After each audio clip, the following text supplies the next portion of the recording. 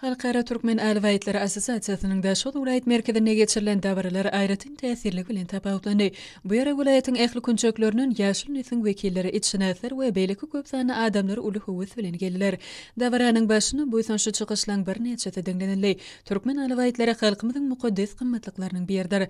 Gahrman arkadan we kimde arkadaly gahrman serdarymyzyň başçylygynda onuň goruglylygyny öpçün etmek, tohumçylygyny gowlanyrmak hemde geljek nesiller üçin miras galyrmak häzirki döwrüň esasy wezipeleriniň bir hökmünde öňe sürilýär. Alawaytlary taryhyň bütün dowamynda halkymyzyň hemişelik hemrasy, gowunuşy we çyn dosty hasaplanypdyr. Türkmen Alaway özüniň owadan görküý dogumlylygy, gaýdusuzlygy eýesini we parlak bilen tapawutlanýar diýip dabaranyň dowamyna çykyş edenler belediler. Soňra bu ýerde bayramçylyk münasibetli medeni tosunudy saatlarynyň aýdym taýda çykyşlary giňden gaýbanlanyrly.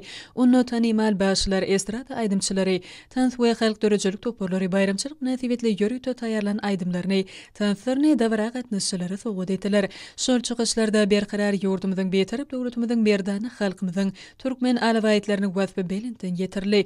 Aýgylaryň owadan hatarlarynyň töwereginde türkmen toýlaryna magsus bolan ähli däpler we desturlar berja edildi. Şol ýerlerde giňden gaýbanlanyrlan başy sadanylan dörejelik toplarynyň çykyşlary içinäslik sunugatyna değişli önümliň. Elişeriniň kitap we surat eserleriniň sergileri alawaytlaryň täsirli çykyşlary köpleriň üstüne özüne çekdi.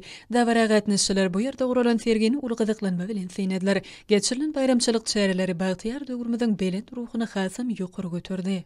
Türkmenistanyň kardeşler arkadaşlarynyň welayet birleşmesiniň Türkmenistanyň matumlarynaky ýaşyr guramasynyň welayet şäher geňeşleriniň Daşod welayet gümrükhanasynyň hemde welayet adalet bölüminiň bilelik doguramaklarynda Türkmen Alawaýynyň bayram münasibetli guralan basydym ýokary ruh bilenligi beslendi.